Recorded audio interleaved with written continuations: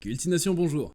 Nikola Tesla, ingénieur et inventeur de génie, considéré comme l'un des plus grands esprits scientifiques de tous les temps, était connu pour ses contributions remarquables dans les domaines de l'électricité et de la physique. Cependant, peu de gens ont connaissance de la profondeur de sa spiritualité et de sa philosophie, qui ont été largement inspirés par sa croyance en un pouvoir suprême assez particulier.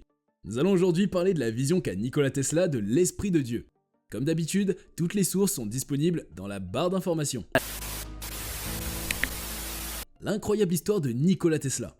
Nikola Tesla est né le 9 juillet 1856 à Smiljan, en Croatie, qui faisait alors partie de l'Empire austro-hongrois. Il était un esprit brillant et inventif, doté de capacités intellectuelles remarquables, comme une mémoire photographique instantanée et des capacités de visualisation exceptionnelles. Dès son plus jeune âge, Tesla a montré son génie inventif en étonnant son entourage avec des idées insolites. Passionné par le vol aérien, il a travaillé sur le développement d'un moteur idéal pour les vaisseaux aériens, utilisé en conjonction avec son invention de la transmission d'électricité sans fil, un problème sur lequel il a travaillé pendant 20 ans. Son objectif était de remplacer les avions et ballons dirigeables d'aujourd'hui par des vaisseaux volants sans ailes ou réservoirs d'essence. Après avoir terminé ses études secondaires, Tesla est entré à l'école polytechnique de Graz, en Autriche, en 1875, où il a étudié les mathématiques, la mécanique et la physique. Tesla était passionné par ses études et a pu maîtriser le programme des 2 premières années en une seule année. Il a observé la dynamogramme à l'école polytechnique qui fonctionne comme un générateur et, lorsqu'elle est inversée, devient un moteur électrique. Cette découverte a stimulé son imagination et lui a permis de concevoir le principe de l'alternateur. Cependant, en raison d'une réorganisation politique de la région où vivait sa famille, qui était sous administration militaire, il a perdu sa bourse et n'a pas pu poursuivre ses études. Direction les États-Unis en 1884, où il travailla pour Thomas Edison, qui avait besoin d'aide pour résoudre les problèmes de son réseau électrique à New York. Tesla a rapidement impressionné Edison par son travail acharné et son intelligence remarquable. Cependant, leur collaboration n'a pas duré, les deux hommes ayant des visions différentes sur la manière de produire et de distribuer l'électricité. Tesla a quitté Edison et a fondé sa propre entreprise, la Tesla Electric Company, en 1887 dans le but de développer et de commercialiser ses propres idées sur l'énergie électrique. Il s'est concentré sur l'utilisation de l'électricité alternative qui, contrairement à l'électricité continue d'Edison, peut être transmise sur de longues distances avec moins de perte d'énergie. En 1891, Tesla est devenu citoyen américain et a continué à travailler sur ses inventions, notamment sur le développement de la bobine Tesla, un transformateur électrique qui produit des charges électriques à haute fréquence et à haute tension. Malgré son génie et son travail acharné, Tesla a connu des échecs et des défis tout au long de sa vie. Ses idées étaient souvent en avance sur leur temps, ce qui signifiait qu'elles n'étaient pas toujours comprises ou acceptées par ses contemporains. Il a également souffert de revers financiers adéquats, notamment à cause de l'exploitation de ses brevets par d'autres entreprises sans compensation. Ces défis ont souvent conduit à des moments de dépression et de solitude pour Tesla, qui n'ont jamais réussi à obtenir la reconnaissance et la richesse qu'il méritait. Cependant, malgré ces difficultés, Tesla a continué à travailler sur ses idées et à poursuivre sa quête pour trouver des solutions innovantes aux problèmes énergétiques et technologiques. Son approche unique de l'énergie électrique a ouvert la voie à de nouvelles idées et découvertes dans le domaine de la physique et de l'ingénierie. Tesla a été reconnu pour son travail par de nombreuses organisations, dont l'United States Navy, qui a nommé un navire en son honneur. Sa contribution à l'histoire de la technologie a été encouragée par de nombreuses institutions et il reste une figure légendaire de l'histoire scientifique. L'une des problématiques qu'il a longtemps taraudées est l'origine de l'univers. Nikola Tesla avait une vision particulière de Dieu et de la religion. Il était plutôt sceptique envers les dogmes religieux traditionnels, mais croyait en une force universelle qui gouvernait l'univers. Tesla appelait cette force l'Esprit de Dieu, ou l'éther, une énergie omniprésente et mystérieuse qui imprégnait tout l'univers. Pour lui, la science et la spiritualité étaient intimement liées et il cherchait à percer les mystères de l'univers en étudiant cette énergie universelle. Mais avant tout, d'un point de vue purement scientifique, quelle est l'origine de l'univers ? L'origine de l'univers. Les questions métaphysiques sur l'origine de la matière sont encore en suspens, mais les découvertes en physique quantique ouvrent de nouvelles perspectives pour comprendre notre univers. Les premières particules de matière à vie longue, les protons et les neutrons, sont apparus environ 1/10 de seconde après le Big Bang. Cependant, la question de savoir comment quelque chose peut naître de rien reste l'une des plus grandes questions de la métaphysique.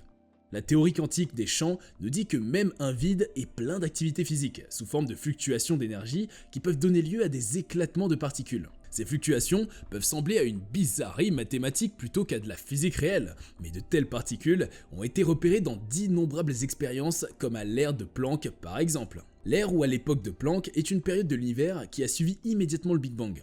Selon les équations d'Einstein, dans le cadre de la relativité générale, il y a une singularité gravitationnelle initiale qui aboutit à cette période. Cette époque est nommée en l'honneur de Max Planck, dont les travaux en mécanique quantique ont servi à la formulation théorique de cette période. Pendant l'ère de Planck, les trois interactions fondamentales de l'univers ainsi que la gravité sont unifiées. Les effets gravitationnels quantiques sont dominants, ce qui nécessite une théorie de la gravité quantique pour unifier la relativité générale et la mécanique quantique. La durée de l'ère de Planck est égale au temps de Planck, qui est de 10,43 secondes. Cependant, la succession des événements cosmologiques au cours de cette période est très difficile à déterminer car les notions de temps et d'espace perdent leur sens classique. Les théories actuelles gratuites la géométrie de l'univers de manière différente pendant cette période. De même, le temps pendant l'ère de Planck perd également son caractère réel et peut devenir potentiellement imaginaire. En mathématiques, les nombres imaginaires peuvent être représentés perpendiculairement aux nombres réels dans le plan complexe. La structure de la membrane qui caractérise cette période dépend de la théorie considérée. Les valeurs de l'énergie, la longueur, la durée et la température de Planck sont énormes et constituent ce que l'on appelle le mur de Planck. Les théories physiques actuelles sont incapables de décrire la situation de l'univers pendant cette période, ce qui en fait un mur conceptuel pour les observations et les modèles théoriques. Pendant l'ère de Planck, qui n'a duré que seulement un 10 millionième de milliardième de milliardième de milliardième de seconde après le Big Bang, l'espace et le temps eux-mêmes sont devenus sujets à des fluctuations quantiques. Pour comprendre l'époque de Planck, nous avons besoin d'une théorie complète de la gravité quantique, en fusionnant la mécanique quantique et la relativité générale. Certaines explications comme le fait qu'un multiverse contenant un nombre infini d'univers parallèles ou des modèles cycliques de l'univers, naissant et renaissant à nouveau, demeurent très spéculatives. Le médecin Roger Penrose a proposé un modèle de cosmologie cyclique conforme pour un univers cyclique avec une séquence de nouveaux cycles sans fin, chacune étant un univers à part entière. La cosmologie cyclique conforme offre de nouvelles perspectives pour comprendre l'origine de l'univers. Elle peut être vue comme une réinvocation moderne de l'ancienne idée de l'Ouroboros, un serpent qui se mord la queue et symbolise le cycle éternel de la vie et de la mort. Pour en revenir à Nikola Tesla, ses découvertes scientifiques l'ont paradoxalement conduit à une prise de conscience spirituelle. Après avoir compris l'énergie, il s'est rapproché du bouddhisme car selon lui, les principes bouddhistes allaient dans le sens de ses découvertes sur l'univers et l'énergie. Il a même reconnu, tout comme Albert Einstein, la singularité de la vie et de notre univers.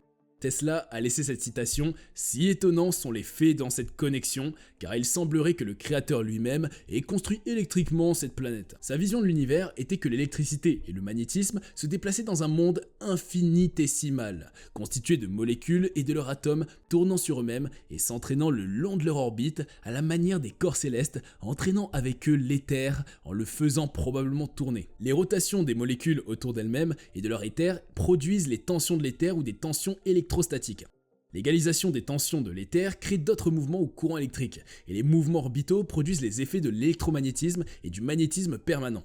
Les origines de l'univers ont fasciné de nombreux scientifiques, mais pour Nikola Tesla, les réponses aux secrets de l'univers se trouvent peut-être dans les chiffres 3, 6 et 9. Le mystère des chiffres 3, 6 et 9. Nikola Tesla était fasciné par les mathématiques et les concepts numériques. Pour lui, le chiffre 3 était plus qu'un simple nombre. Il crée la création, l'harmonie et l'équilibre dans l'univers et dans la nature. Selon Tesla, tout dans l'univers pouvait être expliqué à l'aide de chiffres et de mathématiques, et le chiffre 3 était l'un des chiffres pour comprendre la nature et l'univers. Tesla, a développé des théories de mathématiques triples, telles que le célèbre théorème de 369. Selon lui, le chiffre 3 était la base de tout ce qui existait dans l'univers et la clé pour comprendre les énergies et les fréquences qui nous entourent. Il croyait que les énergies de notre corps étaient en harmonie avec les fréquences de notre environnement et que le chiffre 3 pouvait être utilisé pour canaliser et manipuler ces énergies. Tesla était obsédé par la recherche d'un système de mathématiques triple qui pourrait expliquer la nature et l'univers. Pour lui, le chiffre 3 était la base de ce système, et tout pouvait être expliqué en utilisant des chiffres multiples de 3. Il a écrit « Si vous voulez trouver les secrets de l'univers, pensez en termes d'énergie, de fréquence et vibration. Commençons par penser par le premier élément qu'il a recommandé. L'énergie. L'énergie est cette force invisible mais puissante qui anime notre monde et nous permet de vivre confortablement. Cependant, toutes les sources d'énergie ne sont pas égales, et certaines ont des impacts environnementaux et économiques. Heureusement, il existe plusieurs types d'énergie propres et renouvelables qui peuvent nous aider à répondre à nos besoins énergétiques tout en préservant notre planète. Nikola Tesla était ce scientifique et inventeur qui a obtenu sa vie à l'étude de l'énergie électrique et magnétique. Il a découvert que l'électricité était une forme d'énergie qui pouvait être produite, stockée et utilisée pour alimenter des appareils. Il a également travaillé sur des projets pour capter l'énergie de l'air et de l'espace, ainsi que pour utiliser l'énergie géométrique pour produire de l'électricité. Il a d'ailleurs développé des théories sur l'énergie libre. Cette énergie est dite libre car elle est supposée disponible en quantité infinie, contrairement aux sources d'énergie traditionnelles qui ont un coût. En parlant toujours d'énergie, on peut citer aussi l'énergie solaire, qui est une autre source d'énergie renouvelable qui est de plus en plus utilisée dans le monde entier. Les panneaux solaires utilisent des cellules photovoltaïques pour convertir la lumière du soleil en électricité. Cette électricité peut être stockée dans des batteries ou utilisée directement pour alimenter des appareils électriques. Les avantages de l'énergie solaire sont nombreux. Elle est propre, renouvelable et abondante, et peut être utilisée dans des endroits où l'électricité n'est pas facilement accessible. Aussi, on peut parler de l'énergie éolienne, également une autre source d'énergie renouvelable. Les éoliennes utilisent la force du vent pour faire tourner les pales, produisent ainsi de l'électricité. Cette électricité peut également être stockée dans des batteries ou utilisée directement. L'énergie éolienne est propre, renouvelable et peut être utilisée dans des zones rurales où l'accès à l'électricité est limité. Quant à l'énergie hydraulique, elle utilise la force de l'eau pour produire de l'électricité. Les barrages hydrauliques sont souvent utilisés pour produire de l'électricité en utilisant l'énergie cinétique de l'eau qui passe à travers les turbines. C'est une source d'énergie renouvelable car elle utilise l'eau qui est remplie par les précipitations naturelles. Cependant, les barrages peuvent avoir des impacts environnementaux négatifs en affectant les habitats naturels et les populations animales. La vibration. Nous allons un peu inverser les choses et parler de la vibration avant la fréquence, même si logiquement on devait parler de fréquence avant. Donc pour faire simple, la vibration est un concept fascinant qui a été exploré par Nikola Tesla. Il a démontré que les sons peuvent être utilisés pour produire des vibrations qui peuvent être ressenties par les objets. Tesla a travaillé sur des projets pour produire de l'électricité en utilisant des vibrations sonores, ainsi que pour transmettre des signaux sans fil en utilisant des vibrations. Il a découvert que les vibrations sonores peuvent être utilisées pour créer de l'énergie et transmettre des informations. Le son est une vibration qui se propage dans l'air ou dans un autre milieu. Les cordes vocales produisent des ondes sonores qui sont transmises à travers l'air et sont perçues par l'oreille comme du son. Les sons peuvent avoir différentes fréquences, qui sont mesurées en Hertz et peuvent varier de quelques Hertz à des milliers d'Hertz. La fréquence du son peut avoir des effets différents sur notre corps et notre esprit. La résonance est un autre phénomène fascinant qui se produit lorsqu'un objet est soumis à des vibrations à une certaine fréquence, ce qui provoque une amplification des vibrations. La résonance peut se produire lorsqu'une personne chante ou joue d'un instrument près d'un objet qui résonne à la même fréquence. La fréquence. En ce qui concerne cette dernière, Tesla a découvert que les fréquences électromagnétiques peuvent être utilisées pour transmettre des informations et pour communiquer sans fil, ce qui a conduit à des avancées importantes dans la technologie de communication. La communication sans fil est un exemple d'utilisation des fréquences pour transmettre des informations à distance.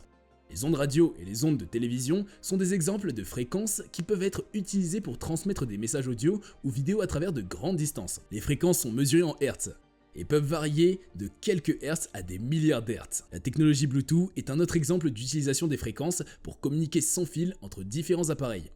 Les appareils compatibles avec Bluetooth peuvent échanger des données sans fil à courte distance, sans avoir besoin de câbles. Cette technologie est largement utilisée dans les téléphones mobiles, les ordinateurs portables, les écouteurs sans fil et d'autres appareils électroniques. Il existerait une fréquence assez particulière. La fréquence de Dieu. La fréquence divine est une fréquence de musique particulière qui est souvent appelée fréquence de l'amour. Elle est également connue sous le nom de 963 Hz et est considérée comme la fréquence de l'union avec le divin ou l'universel. Elle est souvent utilisée pour aider à favoriser la guérison, la régénération cellulaire et l'activation de l'énergie divine. Selon les traditions anciennes, la fréquence divine est également associée à la réactivation de l'ADN humain qui peut avoir été endommagé ou altéré par des influences négatives telles que le stress ou la pollution. Beethoven, l'un des compositeurs les plus célèbres de tous les temps, a également compris l'importance de la musique et de la fréquence. Il a été rapporté que Beethoven aurait déclaré « La musique peut changer le monde ». Et il avait raison. La musique peut élever notre état d'esprit, ouvrir notre esprit à de nouvelles idées et inspirer des changements positifs dans notre vie et dans le monde qui nous entoure. Quelle est la fréquence de Dieu? La fréquence divine, également connue sous le nom de la fréquence des dieux, remonte à l'histoire ancienne et a été utilisée comme son fondamental dans le christianisme occidental et les religions de l'Inde orientale. Cette fréquence était chantée par des saints, moines et faisait également partie d'anciens chants religieux. La fréquence divine appartient à une catégorie de fréquences spirituelles connue sous le nom de fréquence solfeggio. On dit que ces fréquences pénètrent dans l'esprit conscient et subconscient et nécessitent la santé du corps et de l'esprit. Chaque fréquence solfeggio sert un objectif unique pour aider à guérir et à harmoniser différentes parties de notre air. Il existe 9 fréquences de solfège, chacune ayant un objectif spécifique. La fréquence divine, également connue sous le nom de 963 Hz, est la plus haute des fréquences solfeggio et est considérée comme la plus sacrée et la plus spirituelle. Elle est utilisée pour créer de la place pour l'unité et pour se connecter à une source plus élevée de conscience. Pendant longtemps, la fréquence de Dieu a été presque oubliée jusqu'en 1970 lorsque le médecin et chercheur Dr Joseph Puello l'a redécouverte dans le livre des nombres. Lors, la fréquence divine est devenue de plus en plus populaire en tant qu'outil de guérison et de transformation. En conclusion, la fréquence divine de 963 Hz est une fréquence spirituelle puissante qui nous aide à nous connecter aux autres et au monde spirituel. Elle nous rappelle notre interconnectivité et notre unité en tant qu'être vivant et nous guide vers notre chemin le plus élevé en développant notre intuition.